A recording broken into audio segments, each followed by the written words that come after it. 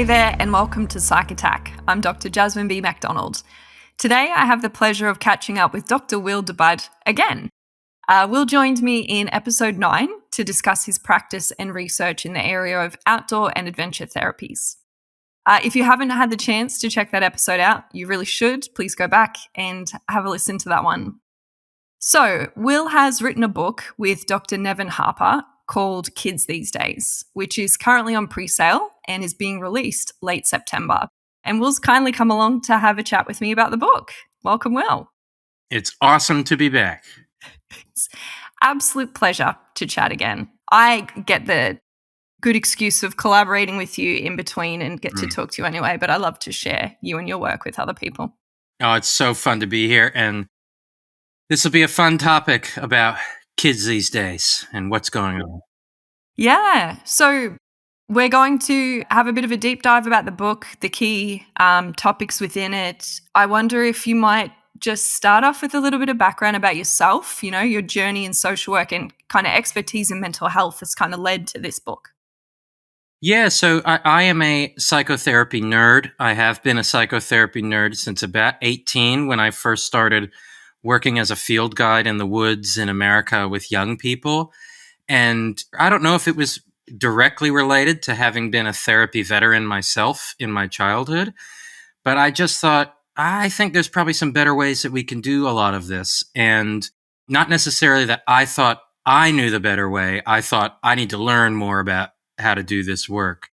And so when I came to Australia, I started a small nonprofit and we were working with youth, and I just got the research bug. So during COVID, we slowed down the nonprofit a lot. Hope to bring that back up in the next year or the year after that. But I work as a social work lecturer with Charles Sturt University, where I get to write and really geek out about outdoor therapies and then experiential learning, and then teach sort of how to do this talking stuff with our clients. And so that's sort of been my journey, is I guess balancing that act of practitioner and researcher, educator. And so trying to keep my feet in both worlds rather than just sticking with writing about something that you're not doing anymore always seemed a bit odd to me. So Sure. I guess that's where I'm at. Nice one. And what about Nevin? So Nevin's a co-author on this one. You've written other things together before. Could you share a bit about Nevin's background? Yep. So Nevin is was someone whose name I've known about since probably around 2009. And Nevin was one of the first PhD students to do a PhD about these wilderness therapy programs in the United States. And Nevin, being a Canadian, sort of saw different ethics from the Canadian view of involuntary treatment to the United States. And again, that's broad generalizations. So in 2010, Nevin wrote an article called Evidence-Based Practice in Adventure Therapy, a False Idol. And when I found that paper in like 2016 and I was reading the same literature he was reading then, I was like, we're going to be friends. Nevin is a professor, I believe now in the Faculty of Health. Like all universities, they've changed names and it's tough to follow. At University of Victoria on Vancouver Island. Nevin has worked in the outdoors for a long time. Weird, synchronistically, Nevin was a good hockey player, ice hockey player, much better than I was ever. And so we just had a lot of in common and we hit it off. And so we've been writing together since 2017, 18, and it's just a wonderful partnership. Lovely. It's cool when you see someone else's work and you think, not just this is significant, but we're going to be friends. That's awesome. Yeah. All right. So the book is Kids These Days. Give us an introduction. Why that name? Why that kind of focus for the book? So I had just finished a few years ago a solution-focused outdoor therapy book. And while I'm biased to solution-focused, I don't think solution-focused is better or worse than anything else. What I wanted to write was sort of how outdoor therapy providers could actually really conceptualize of their work from the beginning, from working with different populations to how to do supervision, how to evaluate your performance. So really thinking about how to have a really broad but grounded theoretical orientation. And when I finished that with Dr. Stefan Natanchuk in the UK, I was pooped. I did not want to do anything. And Nevin kept calling and saying, let's try to write about youth mental health in a non academic way. Something like kids these days. What's going on with kids these days? So the title didn't really hamstring us, but it was always the working title of the book. And so what we started reading about mental health rates and things like this, we started seeing that there's a lot of judgments that happen about kids. And when you start reading about not only that talking and poo-pooing on kids these days has existed for millennia. We're going to 600 BC. There's records of the Greek philosophers saying kids today are lazy, they're out of shape, they don't have good manners. And then we look at today where we're going, they're all mentally ill, they're all anxious.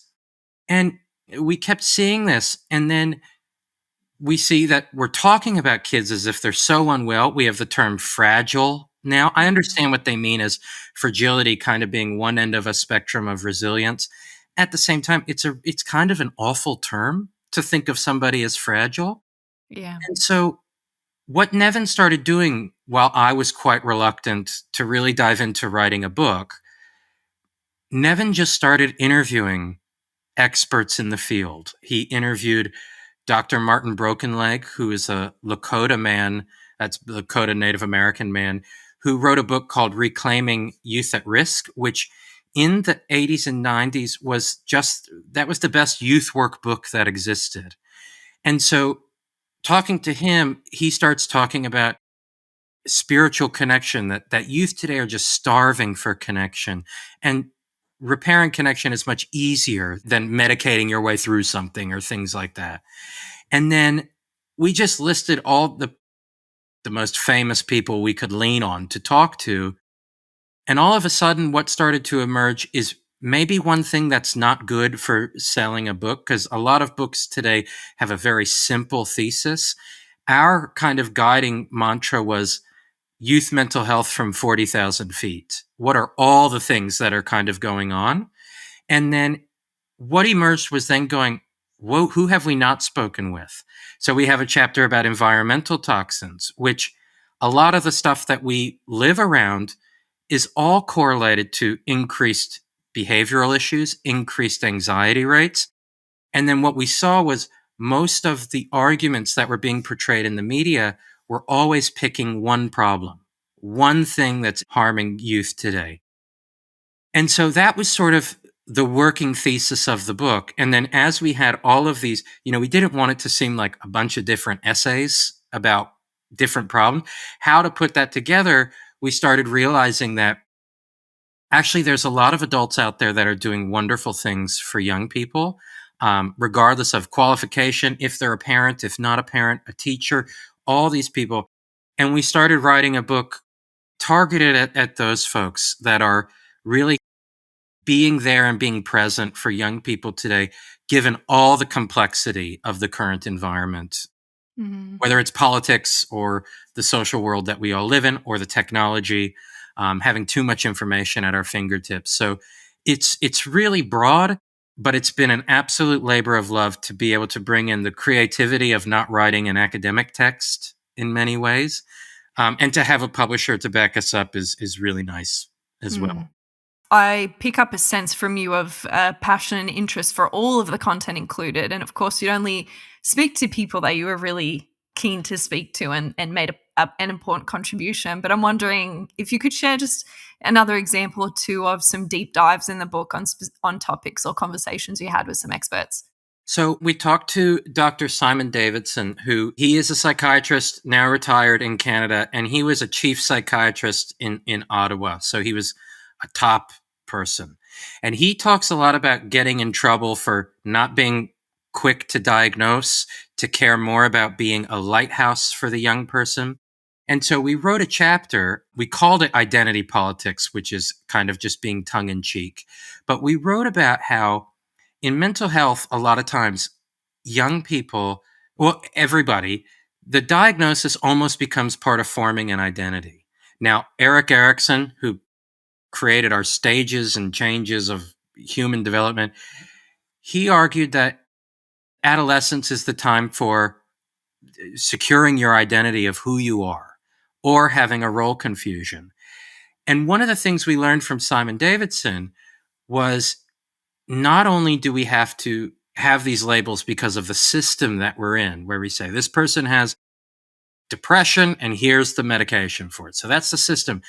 But we also really want to protect young people from not internalizing these identifiers of yourself, which doesn't technically happen in any other form of healthcare. For example, yes, there's narratives about when someone gets, I remember my mother getting a breast cancer diagnosis. And she was really in an odd place, not an odd place, probably a very normal place, about the surgery she had to have, about losing her hair. And that changes her identity, of course. But she never walked around saying, I am cancer, where we say, I am depressed, I am attention deficit. And so in the book I wrote, Nevin and I were both old enough to not be vaccinated on chickenpox, right? So we all had chickenpox, but no one said, I am chickenpox. So in many ways, the labels have gone from something someone's experiencing to who they are as a person. Mm. And so we found research that actually, if a young person self-identifies through the label of a mental disorder, the quicker they drop that label, the sooner their self-esteem increases, regardless of mental health symptomology. Interesting. So we found these fascinating things that we thought weren't talked about enough in the mainstream, and then touched on contentious topics like that, but we got to blame the experts that we interviewed for the ideas. So we're just the messenger. So that was a big one, the how people identify with things, where, like, I think I was really lucky as a kid to be a punk, and I dyed my hair and I wanted more tattoos. And in many ways, if people said, no, you cannot be a punk, I would have doubled down and been more punk. And so kind of being there, and Simon, we have a quote from Simon that ends that chapter, and he says, I want you to know I hear you. I really want you to know that. And I want to know where these ideas came from, and I want to know all about them. So we don't argue as people are forming their identity. We give them sort of a mirror to bounce these ideas off of. Obviously, if we're talking about internalizing problems, obviously I'm in Adelaide, the home of narrative therapy. It's easy to start talking about externalizing the problem, not using words like depression as an adjective to describe somebody. Yes. Thinking of, how does this depression impact you? So we have some, I guess, coaching. You've known me a long time, and I'm not really I don't like shooting on people or telling them what to do.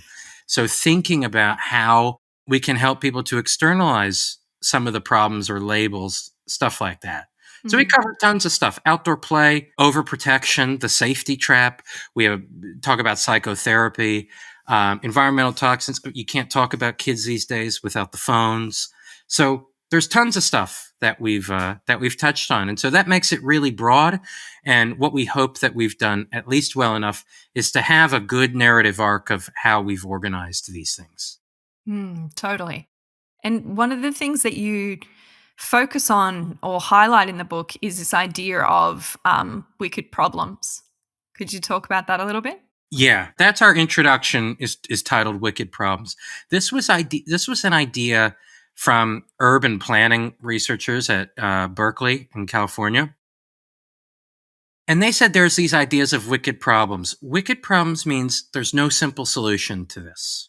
There's no definitive formula to solving this. Additionally, there's what's called a no stopping rule, which means we will never know if we've solved a youth mental health crisis because we change the way we count these things. We count anxiety much more often than we did in the 50s. So it's hard to say what's going to solve it. And then there's also a problem that simple solutions often tend to lead to more problems. The good example from our Australian context, the introduction of the cane toad. It was a simple idea. Cane toads will kill the cane beetle. We won't have a cane beetle problem. Now, all we have is a huge cane toad problem. And so simple solutions often lead to what we call regrettable substitutions. This is what we learned from the environmental toxin researcher. So in the environmental toxins world, a lot of people, say 40, 50 years ago, were falling asleep while smoking. So they'd light their couch on fire, burn their house down, or hurt themselves, right? So we started putting flame retardants in furniture. That has a direct link to increased cancer rates and neurological issues. And so the substitution ended up being regrettable. A way to think about this in schools is we used to hit kids in schools, and then today rates of medicating children in schools, we're just sedating them through school. So wicked problems is kind of a warning sign of be kind of weary of really simple solutions. For those in Australia, I know those internationally have social media bans are everywhere, and it seems like it feels right. Like, yeah, we don't want young people with access to horrific pornography, access to cyberbullying, access to misinformation, however we define that political issue. But at the same time, the simple solution might lead us to find a new issue, a new problem, right? Mm. I'm going to probably cop flack about this jump in some ways, but youth crime internationally has been deteriorating for a long time. In the 90s, the reduction of youth crime is often linked with getting lead out of gasoline, lead out of paint, these things. And what was interesting, like the city of Melbourne, the most locked down urban city during COVID, youth crime is up 30%. Now, I haven't done the research to say what's caused or correlated anything. It could be how you count youth crime that's changed. It could be anything. But it could be viewed as that could be a regrettable substitution. We did a simple solution and it could have exacerbated a different problem. We wanted to show some other regrettable substitutions that have happened along the way. And so that was a good way to look at wicked problems. So youth mental health, there's so much going on. And we often as humans think these things are new.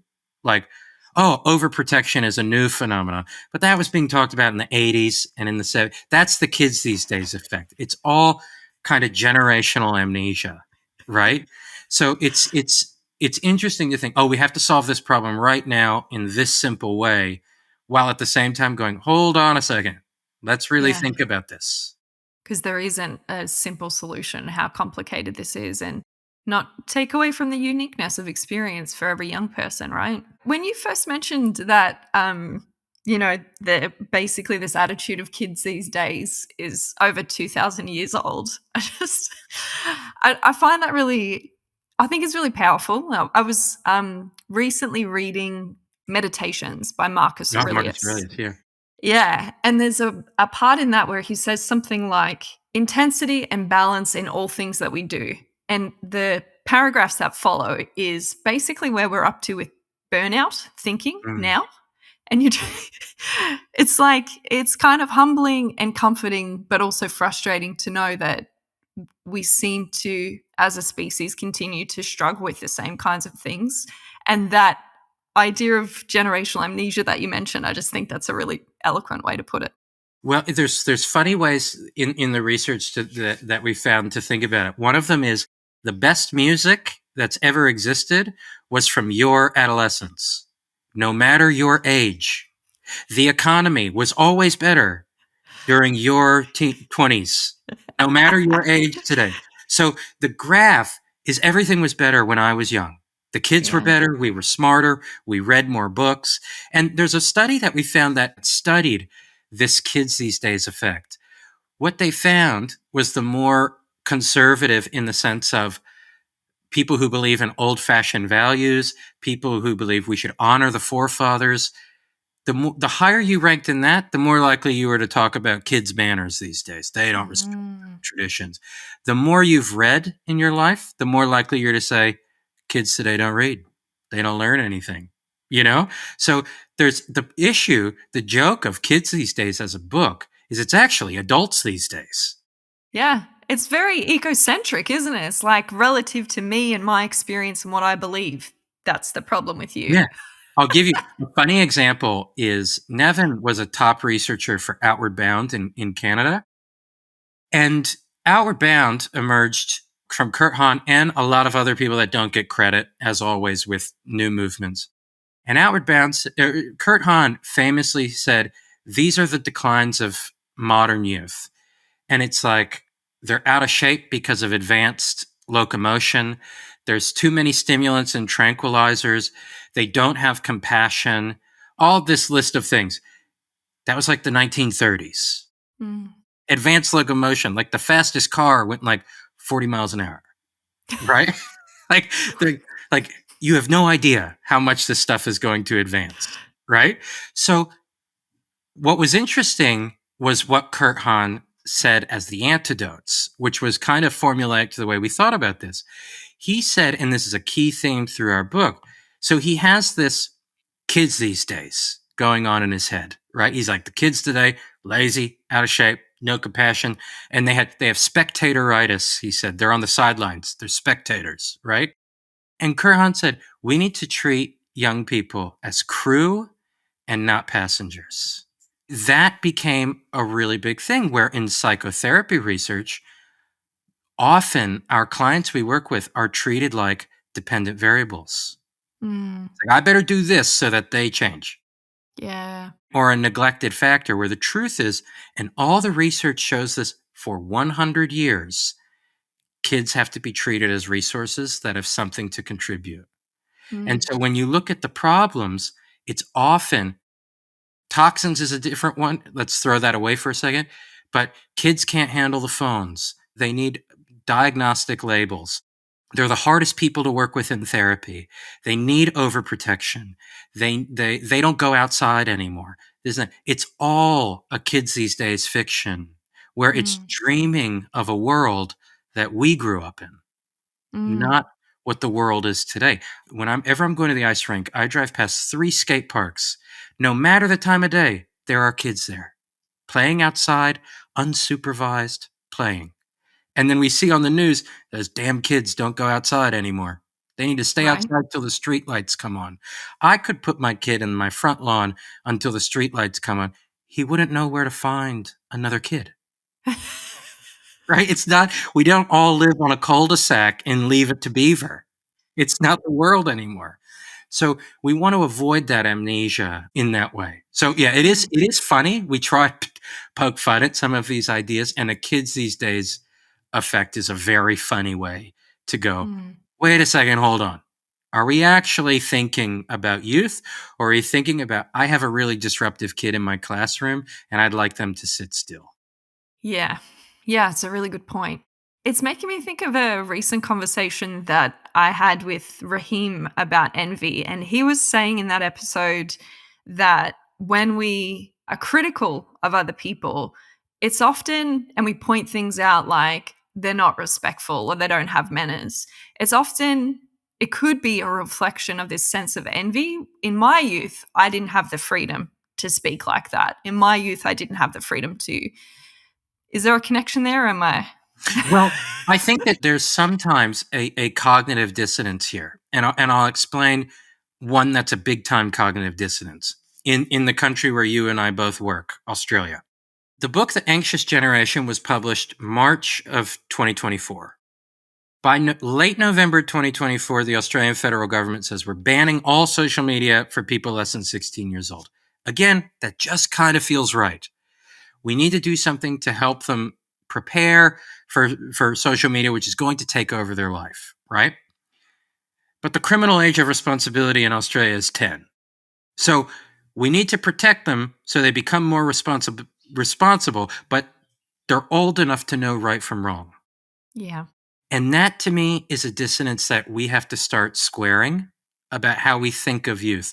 They're either responsible enough for something, and what we know is that when youth have responsibilities, they usually step up anyway, Mm. right? And then the other sort of disconnect, I had a student in a lecture, and she asked me about the phone bans and this, and I said, well, it feels right, but I'm also, who's going to verify age? Are we going to give every 16-year-old's driver's license, are we going to give that to big tech because they have a track record of not being that good with privacy, and that's a minor's privacy, right? And She said, she works in a school with high risk students, and she said, well, when that news broke in late November, a lot of the students said they felt very confused because during COVID, it was, don't worry, you're going to do everything online. Don't worry, your whole life is online. Everything is online. You're going to have to navigate online. You're going to have to integrate this into your everyday life. And then 4 years later, you're not responsible enough to be online. So Mm. it's moving goalposts of youth as well. And I think that is one of the things that keeps going on with young people is, your brain is going through as an adolescent one of the strangest, most uncomfortable times. It's the biggest development than what you'll experience from 0 to 2 years old. And then at the same time, it's frustrating for adults. Your kids stop talking to you. They don't want to be around you. But that doesn't mean they still don't need you or any other adult to be a part of that journey, that they know Mm. where they can go, where they can come to be with you. Yeah, right. And so is that to say that some of the intended audience for the book is parents and practitioners? Like who would you like this book to reach the hands of? Well, we call it in the introduction. We said this is a book about youth mental health for adults. So we don't hold punches. We're talking on contentious topics. That's not to gain rank in a popularity contest of controversy.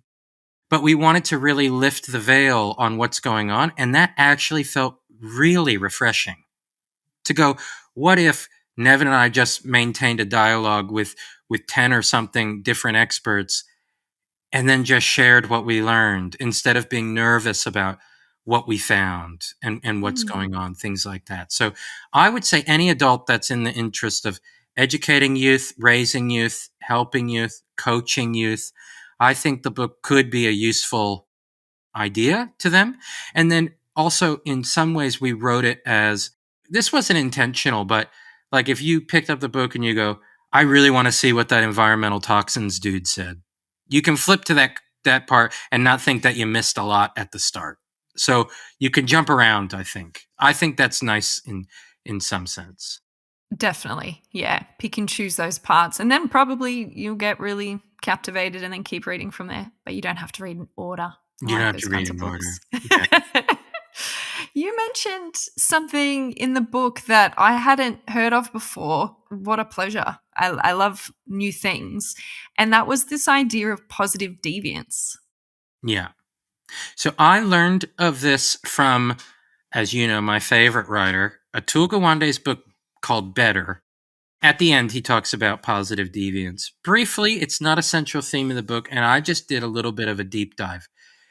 In the 60s and 70s, actually, nutrition researchers were using this term.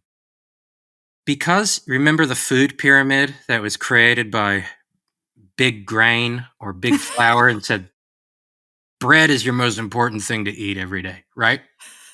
There were researchers, the Save the Children Foundation. They went to Vietnam. Malnutrition was out of control for youth, especially really impoverished youth. And they didn't have a lot of funding. So what they did is they actually started just finding the healthiest of the poorest children. And what they found was these families bucked societal norms. They broke the rules. So societal ideas like at the time in Vietnam was like, if your child gets diarrhea, don't feed them until the diarrhea is gone. But these families were feeding their children. So their children were healthier. Something like the sweet potato, most families were throwing out the skins. These families were eating them. It was high in nutrients. So what they did is they started bringing all families together to learn from the experts that already existed. So they didn't make a new food pyramid. They didn't coach them in the Western version of how to be healthy in Vietnam. So this idea is kind of that, and I pulled you a quote for it. In every group, there are a minority of people who find better and more successful solutions to the challenges at hand, even though they have access to exactly the same resources as the rest of the group. It's their uncommon practices, the deviation, that helps them to flourish. And so many of the people we interviewed, I thought were like, this is radical, but it's actually nothing new, right? This is just everywhere, right? And so that started us thinking, who are the radicals in our world of youth mental health or medicine and things like that. So like people like Dr. Semmelweis, who found out washing your hands is important in medicine, he was institutionalized for his views and died from an infection during the institutionalization. It was only well after one of his students started championing his work that we all realized, oh shit, we should probably wash our hands. That seems nice, you know? So sometimes the deviant has clues, but maybe they don't feel comfortable to stand up to something, to speak out. So there's 5 sort of ideas of how to be a positive deviant, which was what guided us in writing the book. Ask unscripted questions. So instead of, is there a youth mental health crisis? Think about a different way to ask this question. Don't complain. Now, I like to complain a lot, especially in private, but yeah, complain as you wish, do whatever you want. But that's a funny one in the list. And then count something, investigate what you think is important, write it down, and then see what happens when you change and see what comes out of it. So I really like that as a guiding principle of Nevin just started interviewing these people and saying, what's going on with kids these days? And then it was a conversation. And then people just talked. And they're fascinating discussions about what's going on. It's awesome. The book is on pre-sale. What is the best way for people to, get their hands on the book? I think Amazon is probably the way to go with getting the book. And what is also pretty cool is our publisher, as far as North America is concerned, is the most ecological friendly publisher in North America. So I think somewhere in the book's cover or the first few, copyright pages, it'll say somewhere that though we don't recommend it, I think you can eat the book if you want, which was something that was really nice for us to be a part of, to have that as a possibility. It's awesome. It's also hilarious. I love it. Yeah. It's hilarious. Before we wrap up, Will, is there anything else that you want to emphasize? Other stuff that you and Nevin are working on, or any other kind of final bits about the book that you want to make sure you share? I think something really interesting to think about with kids these days, and then also, especially if you're someone aligned to the mental health profession, is a lot of the people that we teach is really important about, conceptualizing what is being an adolescent, how do we help adolescents. A historical context is really important because a lot of different mammals don't have a drawn out adolescence like humans have, right? You're born, and then eventually you're an adult that has to provide for people. So humans are interesting this way. And one of the things Nevin and I started finding, and this riles me up, I find it so interesting. It took a lot of people to champion getting children out of factories, right? Imagine being a factory owner. You have all these kids. You can pay them virtually nothing. They're too disorganized to go on strike or form a union. And parents are like, wow, at least my kid's making some money, this and that. So it took priests, social workers, a lot of people to get children back in school, right? And a lot of people think this is because of ethics. We did this because the ethics of kids working is a problem. I just want to share this quote from Erik Erikson. We've talked about him. This is Erik Erikson. This is written in 1950, right? We learned not to stunt a child's growing body with child labor. We must now learn not to break his growing spirit by making him the victim of our own anxieties. We must learn to let live and plan for all the growth that is there. That's awesome. And I go, there are more quotes from the early 1900s about how to not interfere or intervene with youth too much. Obviously, if someone needs medical or professional help, go for it. But just make sure that we're protecting and advocating for the youth instead of having this increased interference. The 3 parts of the book are interference, intervention, and ideology. They all seem to stream together. And if our ideology is the kids these days effect, what will happen is we will keep intervening and pathologizing adolescents. And so we need to keep treating kids as resources with something to contribute And that way they can adventure through adolescence while learning more about their own identity and who they are. That's awesome, Will. It's an awesome book. I'm really excited that I got to have you on Psych Attack to discuss it. I really appreciate you taking the time. Thank you so much. Absolutely. Thank you so much for letting me geek out about the last few years of my life.